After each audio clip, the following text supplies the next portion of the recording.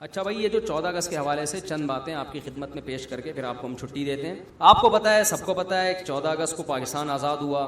1947 کو قائد اعظم رحمۃ اللہ علیہ کی محنتیں تھیں. دیکھو، چند کانسیپٹ آپ کو کلیئر کرنا 14 اگست کے بارے میں بہت ضروری ہے. پہلی بات، لوگ سمجھتے ہیں کہ پاکستان لبرل لوگوں نے بنایا ہے. یہ بات 100% غلط ہے. پاکستان مذہبی لوگوں نے بنایا، علماء نے بنایا. قائد اعظم کو فل سپورٹ کرنے والے علماء تھے. لوگ کہتے ہیں قائد اعظم لبرل آدمی تھے، یہ بھی 100% غلط ہے. میرا اس بارے میں چند سال پہلے بیان ہوا ہے کہ قائد اعظم شروع میں لبرل تھے، آخر میں مذہب کی طرف آئے تھے، اور مذہب سے محبت، اللہ سے محبت، اسلام سے محبت نے ان کو مجبور کیا تھا کہ مسلمانوں کے لیے الگ وطن ہو. لوگوں کا ماضی کیا گزرا ہے ہمیں اس سے بحث نہیں ہوتی. بعض لوگوں کو نہیں پتا ہوتا، اس لیے وہ لبرل ہوتے ہیں کہ قائد اعظم رحمۃ اللہ علیہ مذہب کی طرف آئے تھے اور علماء نے ان کا ساتھ دیا اسی بیس پر کہ یہ مذہب سے محبت کرتے ہیں. میں نے پورے حوالوں کے ساتھ اس پر بیان کیا تھا، ابھی میں خلاصہ پیش کر رہا ہوں. آپ نیٹ پہ سرچ کر سکتے ہیں، اس کو پورے حوالے دیے تھے میں نے کہ مولانا تھانوی نے کیا لکھا، ان کو قائد اعظم نے کیا جواب دیا. قائد اعظم حضرت مولانا اشرف علی تھانوی رحمۃ اللہ علیہ سے کتنی محبت کیا کرتے تھے. تو یہ جو علامہ شبیر احمد عثمانی نے قائد اعظم کی نماز جنازہ پڑھائی ہے، قائد اعظم کے کہنے پہ پڑھائی ہے. سمجھ میں آ رہی ہے بات؟ وہ لبرل ہوتے تو وہ اتنے بڑے مولانا کو نہ کہتے کہ یہ میری نماز جنازہ پڑھائیں گے. اتنا پروٹوکول قائد اعظم نے علماء کو دیا کہ پاکستان دونوں، جب مشرقی پاکستان اور مغربی پاکستان دونوں، بنگلہ دیش اور پاکستان دونوں کا جھنڈا مولویوں سے کہا ہے کہ لہرائیں گے. یہ سمجھ میں آ رہی ہے بات؟ یہ دونوں علماء تھے، ان کی قرآن سے محبت. آپ ان کی قائد اعظم کی ہسٹری اٹھا کے دیکھیں تو انہوں نے، اب چونکہ اس کے لیے ایک تگڑا وکیل چاہیے تھا علماء کو، علماء چونکہ دنیاوی تعلیم سے آشنا نہیں تھے تو وکیل چاہیے تھا، تو ایسا وکیل جو مذہب سے محبت کرے، ورنہ انگریز نہیں چاہتا. دیکھو سب سے بڑی پتہ ہے کیا علامت ہے؟ باطل کے تیروں کا رخ دیکھا جاتا ہے نا کس طرف ہے. آپ اگر لندن کی لائبریریز میں جائیں گے نا، جو گئے ہیں انہوں نے بتایا ہے کہ مسلمانوں کے جتنے بھی ہیرو گزرے ہیں ان کا بڑا اچھا تذکرہ ہوتا ہے، جو جن کو ہیرو سمجھا جاتا ہے اگرچہ وہ ہیرو نہیں تھے. جیسے ترکی کا جو اتاتورک تھا، بڑے اچھے اس کو ترکیوں کا باپ بنا کے پیش کیا ہے. قائد اعظم کے بارے میں گورا اچھے الفاظ میں تبصرہ نہیں کرتا. گورے کو تھا کہ انہوں نے ہمیں زخم پہنچایا ہے. گورے کی پالیسی کچھ اور تھی کہ یہاں مسلمان میں پسیں گے انڈیا میں نا، ہندوستان میں. گورے کی پالیسی یہ نہیں تھی کہ مسلمانوں کے لیے الگ ملک ہو. تو پہلا تو آپ نے کانسیپٹ یہ کلیئر کرنا ہے کہ قائد اعظم رحمۃ اللہ علیہ جو بانی پاکستان تھے، علماء کی، ٹھیک ہے کچھ علماء مخالف بھی تھے لیکن وہ اس بیس پہ مخالف تھے، ان کی رائے یہ تھی کہ انڈیا پاکستان کو ٹوٹنا نہیں چاہیے، اگر یہ ایک رہے گا تو ہم یہاں حکومت کریں گے ہندوستان میں. مولانا شریف تھانوی رحمۃ اللہ علیہ کی رائے یہ تھی کہ ہندو اکثریت میں ہیں، مسلمانوں کے پاس کچھ بھی نہیں آئے گا اور انگریزوں کی ساری ہمدردیاں ہندوؤں کے ساتھ ہوں گی. مسلمانوں نے گوروں کو اتنے زخم چٹائے ہیں کہ کبھی بھی برطانیہ جو ہے وہ مسلمانوں کو ہندوستان میں سپورٹ نہیں کرے گا. تو ابھی تھوڑا مل رہا ہے لے لو ورنہ اس سے بھی جاؤ گے، یہ مطلب تھا ان کا. تو ہماری رائے میں حضرت مولانا شریف تھانوی رحمۃ اللہ علیہ کی رائے درست تھی. باقی اختلاف اس میں تھا لیکن وہ اختلاف بھی جب پاکستان بن گیا تو ہمیشہ کے لیے ختم. مولانا حسین مدنی رحمۃ اللہ علیہ کی رائے یہ تھی کہ نہیں ٹوٹنا چاہیے، لیکن جب پاکستان بن گیا تو انہوں نے پاکستان کو مکمل سپورٹ کیا. ان سے پوچھا کہ حضرت آپ تو پاکستان بننے کے خلاف تھے، اب آپ پاکستان کو سپورٹ کیوں کر رہے ہیں؟ انہوں نے کہا کہ مسجد بننے سے پہلے اختلاف ہو سکتا ہے کہ یہاں مسجد بننی چاہیے کہ نہیں، جب بن جائے تو وہ مسجد کیا ہے؟ قابل احترام ہے. کتنی زبردست رائے تھی ان کی. تو جو مخالف تھے وہ بھی پاکستان بننے کے بعد پاکستان کے حق میں ہو گئے تھے. تو اس میں علماء کا بہت بڑا کردار تھا. ایک کانسیپٹ یہ درست کریں آپ، سمجھ میں آ رہی بات؟ پہلا کانسیپٹ، قائد اعظم سیکولر نہیں تھے. یہ جو آج کل لوگ نا پاکستان کو سیکولر اسٹیٹ بنانا چاہتے ہیں، لہٰذا قائد اعظم کو بار بار سیکولر سیکولر سیکولر کہہ رہے، ثابت کر رہے ہوتے ہیں. نمبر 2، پاکستان بنانے میں علماء کا سب سے زیادہ کردار ہے، سب سے زیادہ سپورٹ کیا علماء نے. تیسری بات، نسبتاً اسلام کے نام پہ بنائے. سمجھ میں آ رہی ہے بات؟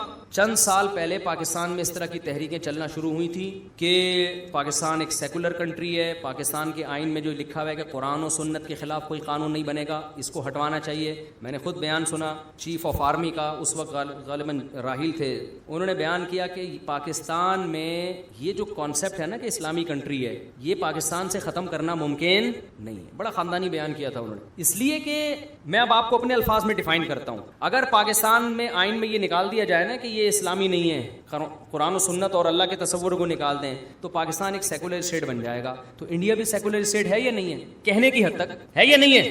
تو پھر انڈیا بین الاقوامی عدالت میں جا سکتا ہے کہ ہمارے کنٹری کو 2 حصوں میں توڑا گیا تھا اسلام کے نام پہ، جب یہ سیکولر اسٹیٹ ہے تو اب اس کو الگ وجود باقی رکھنے کا اس کے پاس جواز کیا ہو گیا؟ ختم. تو پاکستان ایک ایسا اسلامی کنٹری ہے کہ اس کے پاس اسلام کو ختم کرنے کا آپشن کیا ہو گیا؟ تو خاندانی ہونے کی علامت ہے یا نہیں ہے کیا کریں یار, اردو میں تو اتنا ہی سمجھا سکتا ہوں میں. یعنی پاکستان ایسا خاندانی اسلامی ریاست ہے کہ اسلام سے پیچھے ہٹنے کا آپشن اس کے پاس ہے ہی نہیں. یہ اپنے وجود کو ختم کر دے گا اگر یہ سیکولر اسٹیٹ بن گیا, تو یہ تو ہمارے لیے فخر کی بات ہے. کیا خیال ہے بھائی؟ دیکھو ایک آدمی شریف ہے, اس کے پاس بدماش بننے کا آپشن ہی ختم ہو گیا. ایسے آدمی کو فوراً اپنی بیٹی دو گے کہ نہیں دو گے؟ کیا خیال ہے کہ یار اس میں بدماش بننے کا آپشن کیا ہو گیا؟ ختم. ڈاکٹروں نے کہا ہے اگر تو نے چرس پی تو مر جائے گا, تو نے سگریٹ پی تو مر جائے گا, تو نے گٹکا کھایا تو مر جائے گا.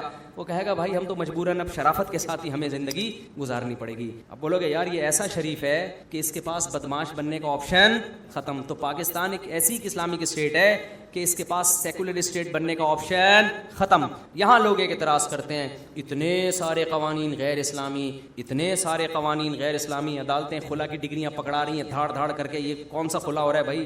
شوہر طلاق دے سکتا ہے, عدالت تھوڑی ڈیورس دے سکتی ہے.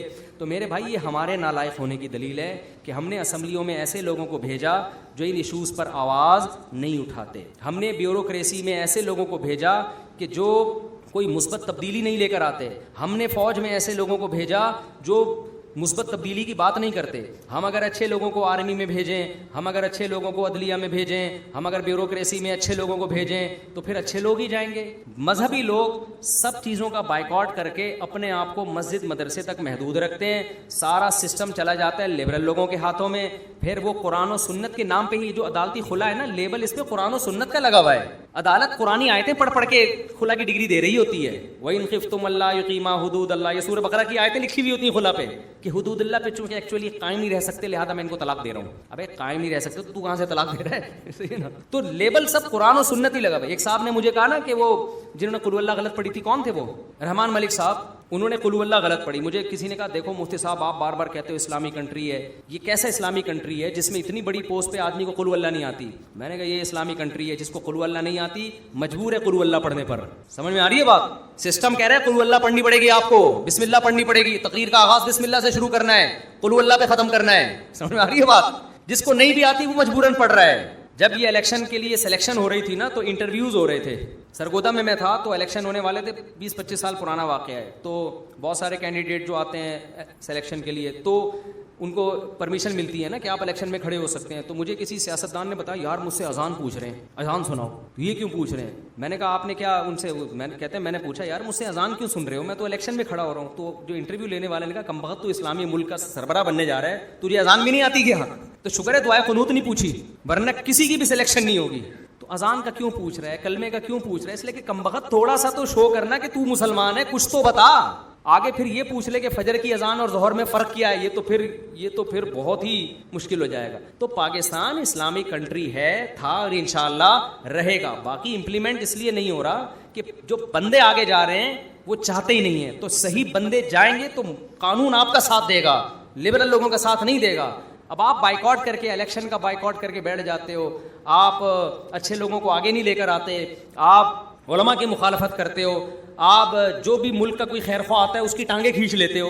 تو یہ ساری چیزیں جب آپ کے اندر ہوں گی تو اس کا آپ ہی ٹھیک نہیں ہو. تو اللہ نے تو قرآن میں کہہ دیا واضح لفظوں میں, 2 جگہ قرآن میں آتا ہے ان اللہ لا یغیر ما بقوم حتی یغیروا ما بانفسہم. اللہ کہتے ہیں جو قوم اپنی حالت خود تبدیل نہیں کرتی ہم اس کی حالت تبدیل نہیں کرتے. تو چینجنگ چینجر کے بغیر نہیں ہو سکتی. نیوٹن نے بھی ارشاد فرمایا دامت برکاتہم, چینجر کے بغیر چینجنگ نہیں ہو سکتی. تو چینجر ہم لوگ ہیں, تو تمیز سے چینجنگ کریں. اسکول بنائیں, ایسے اسکول جن میں ایجوکیشن ہائی لیول کی ہو اور ماحول اسلامی ہو. اب جو اسلامی اسکول کھلتے ہیں ان میں اسلامی ماحول ہوتا ہے, ایجوکیشن تیل لینے گئی ہوئی ہوتی ہے, بس ٹوپی پہنا دیتے ہیں, وہ شلوار یہاں تک لے آئیں گے اور پینٹ کے بجائے ناڑے باندھ دیتے ہیں شلواروں کے موٹے موٹے, اور سفید کرتے سرمے ورمے لگا دیے. اسلامی ماحول, پڑھائی کہاں ہے ہی نہیں. جو ٹیچر ہیں وہ عجیب و غریب قسم کے پتہ نہیں کہاں سے ادھار لیے ہوئے ہوتے ہیں. تو جب معیار ہی نہیں ہے, معیار ان اسکولوں کا ہے جو انگریزی اسکول ہیں, بلکہ انگریزی نہیں کہنا چاہیے, جو لبرل اسکول ہیں ان کا معیار اچھا ہے. تو لوگ کہتے ہیں یار اپنے بچے کو ڈاکٹر بنانا ہے, مولانا بنانا ہوتا تو مدرسے میں لے جاتے اس کو, تو ڈاکٹر تو بنے کم وقت. تو معیاری ہیں کچھ بہت تھوڑے ہیں. تو آپ لوگوں سے میں کہتا ہوں اسکولوں کا جال بچھا دو, ایسے معیاری خاندانی اسکولوں کہ لوگ کہیں یار ہمارا بچہ یہاں پڑھے گا, نماز کا پابندی ہوگا, ماں باپ کا احترام بھی سیکھے گا, اور بہترین اسکالر بن کے نکلے گا, وہ بہترین ڈاکٹر بن کے نکلے گا, بہترین سائنٹسٹ بن کے نکلے گا, بہترین جج بن کے نکلے گا, آرمی کا بہترین آفیسر بنے گا یہ فیوچر میں. تو یہ ساری چیزیں ہم کر سکتے ہیں, لیکن ہم اس پر سوچنے کے لیے تیار, بولو نہیں, اور جو کرتا ہے تو اس کی ٹانگیں کھینچنا شروع کر دیتے ہیں, نہ اچھا خود کرتے ہیں نہ کسی اور کو کرنے دیتے ہیں. یہ مارکیٹ میں چل رہا ہے. ہمیں انقلاب پتہ ہے کیسے چاہیے؟ اڑا دو, کنٹینر لا کے اسلام آباد بند کر دو, اس طرح ہمیں انقلاب چاہیے. روڈ بلاک کر دو, دھماکے کرو, حکومت کے خلاف فوج کو برا کہو, عدلیہ کو برا کہو. ایک صاحب نے لاہور سے مجھے فون کیا کہ لاہور کے جج نے اتنا غلط فیصلہ کیا اسلام کے اگینسٹ, آپ اس جج کے خلاف تقریر کریں. میں نے کہا میں جج کے خلاف تقریر کروں گا, اگلی تقریر کے میں قابل نہیں رہوں گا, توہین عدالت کا کیس چلے گا, مارکیٹ سے میں شارٹ ہو جاؤں گا, بس وہ میری آخری تقریر ہوگی اور عوام پہ اثر کچھ بھی نہیں ہوگا. اس کے بعد مارکیٹ سے شارٹ, اور آپ بھی مجھے جیل میں ملنے کے لیے نہیں آئیں گے کہ مفتی صاحب نے حق بولا تھا, چلو میں مفتی صاحب سے ملنے کے لیے آؤں, کوئی بھی نہیں پوچھے گا. کہہ رہے ہیں پھر کیا ہوگا, پھر کیا کریں؟ میں نے کہا آپ کے بچے کتنے ہیں؟ کہہ رہے ہیں میرے 3 بیٹے ہیں. میں نے کہا آپ تینوں کو کے بارے میں فیصلہ کرو, میں ان کو پاکستان میں سپریم کورٹ کا جج بناؤں گا تینوں کو, اور ابھی سے ان کی ٹریننگ شروع کر دو. انسان کا بچہ بناؤ, مذہب سے محبت سکھاؤ. میں نے کہا جب یہ سپریم کورٹ کے تینوں میں سے ایک تو کامیاب ہو جائے گا نا, سپریم کے نہیں تو ہائی کورٹ کے تو بن ہی جائیں گے. پھر میں نے کہا یہ انشاءاللہ غلط فیصلہ نہیں کریں گے. تو تبدیلی آ سکتی ہے لیکن تمیز سے. وہ تمیز مارکیٹ سے کیا ہے؟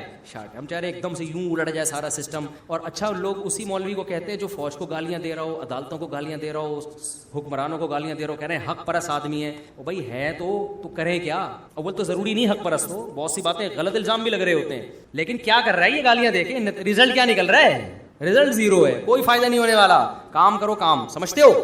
تو پاکستان اسلامی کنٹری ہے, اگر اس میں غیر اسلامی چیزیں ہیں تو میرے اور آپ کی وجہ سے ہیں. ہم انسان کے بچے بن جائیں, مثبت تبدیلی لائیں تو یہ ساری چیزیں کیا ہو جائیں گی؟ سیٹ ہو جائیں گی. ملک ہمارے ساتھ ہے, قانون لا ہمیں سپورٹ کر رہا ہے. میں اسلام آباد یونیورسٹی گیا تھا پاکستانی لا پڑھنے کے لیے, تو جو ہم نے لا پڑھا سنا وہ سارے پروفیسر یونیورسٹی کے یہی کہہ رہے تھے کہ پاکستان کا آئین مولویوں کو سپورٹ کر رہا ہے. آئین کس کو سپورٹ کر رہا ہے؟ مکمل علماء کو سپورٹ کر رہا ہے. علماء آگے آنے کے لیے تیار نہیں ہے. سپورٹ مکمل ہمیں آئین کا, ہم تیار ہی نہیں ہے تمیز سے, جو ایک پروسیس ہے اس سے. تو اس کے لیے آپ کو دین کا علم بھی حاصل کرنا ہے, دنیا کی نالج بھی آپ کو حاصل کرنی ہے. انقلاب تو میرے بھائی اسی دونوں نالج سے آتا ہے. اچھا, ایک تو کانسیپٹ کیا ہو گیا, قائد اعظم کیا تھے؟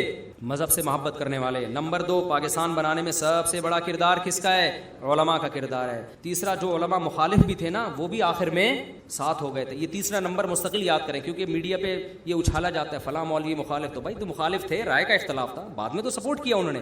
چوتھے نمبر پہ, پاکستان میں جو آپ تبدیلی لانا چاہتے ہو تو کیسے لاؤ گے تبدیلی؟ ایجوکیشن سسٹم کو صحیح کر کے, اپنے ہاتھ میں لو سسٹم, اور ایسے رجال یہ جو ادارے یہ کام کر رہے ہیں ان کو سپورٹ کرو.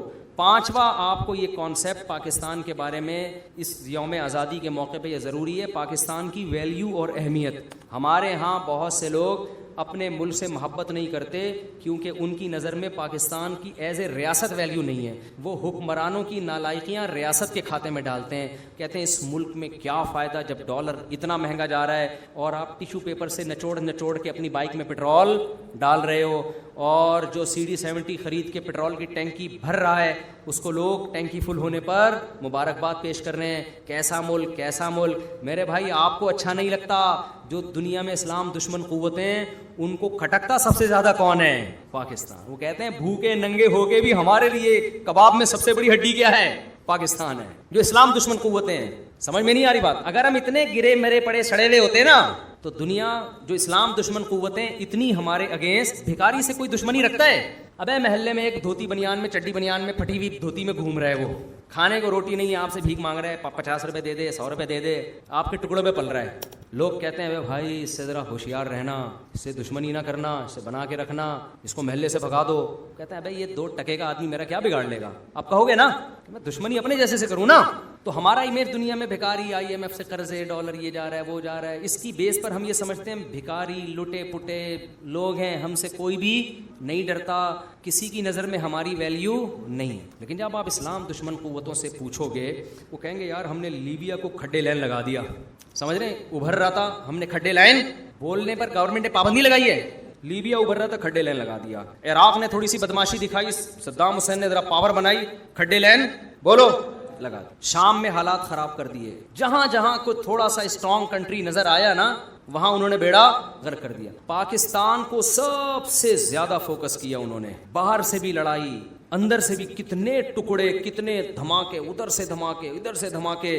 ہمارے کنٹری میں ہماری ریاست, جو ہماری جو فورسز ہیں وہ تمام بڑے بڑے مسائل سے الحمدللہ 1000 خامیوں کے باوجود نمٹی ہیں. سمجھ میں آ رہی ہے بات کہ نہیں آ رہی؟ ہمارے سائنسدانوں نے ایٹم بم بنا لیا, کسی اسلامی کنٹری کے کسی سائنٹسٹ نے ایٹم بم بولو نا نہیں بنا. لوگ انڈیا کہتے ہیں چائنا کی مدد سے بنایا ہے. بھائی بنا لو, دوسرے کنٹری کو بھی تم بھی چائنا سے مدد لے کے بنا لو. وہی ہو گیا. ایک آدمی کے پاس نا بائک تھی, لوگ آتے تھے کہتے تھے کہ جی میں پیٹرول ڈال دوں گا, بائک دے دو. تو یہ بیچارہ کہتا ہے جب پیٹرول بھی ڈال رہا ہے تو بائک دے دو اس کو. شرم کی بات ہے نا, پیٹرول بھی اپنے خرچے پہ ڈال رہا ہے, یہ دے دیتا. ہر تھوڑی دیر میں بھائی ذرا موٹر سائیکل چاہیے, پیٹرول میں ڈال دوں گا. اس کا بیڑا گرک ہونا شروع ہو گیا. ایک دن ایک بندہ آیا, بھائی آپ اپنی بائک دے دیں, مجھے کام سے جانا ہے, پیٹرول میں ڈال دوں گا. تو اس نے کہا کہ یہ ڈبہ لے کر آیا, اس میں پیٹرول ڈال اور چلا لے.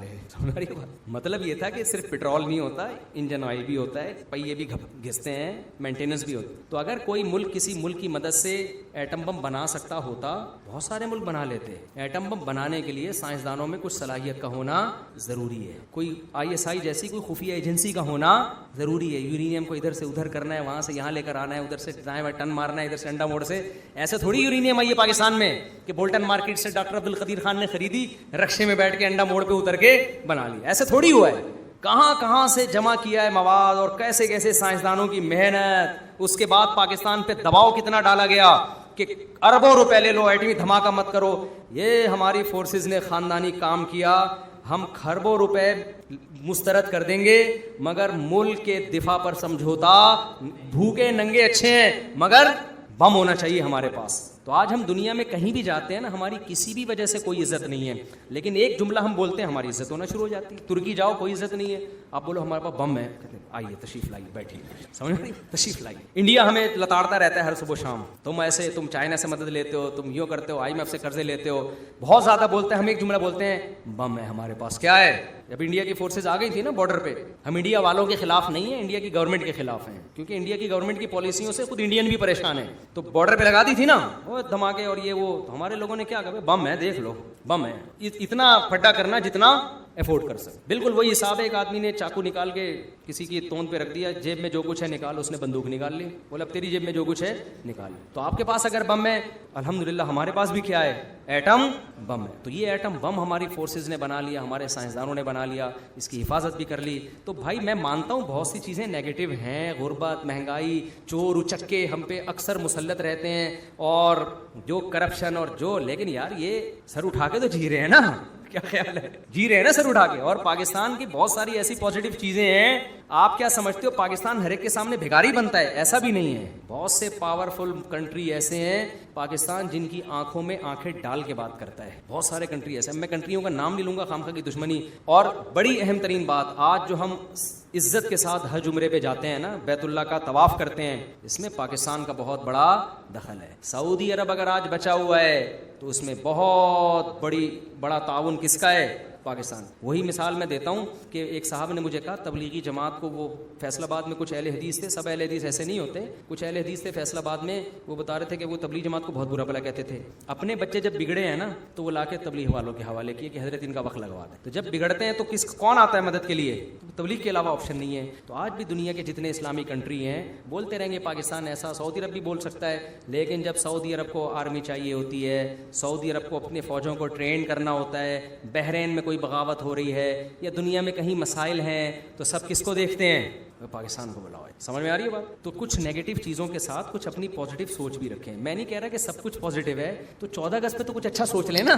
کیا خیال ہے؟ آپ لوگ ایک دوسرے کو مبارکباد دے رہتے ہیں کہ بھائی انڈیپینڈنٹ ڈے آپ کو جو ہے نا مبارک ہو, تو کہ ابے اس ملک کی بات کرتے ہو, ایسا شروع ہو جاتے ہیں جیسے پتہ نہیں بیوہ ہو گیا یہ.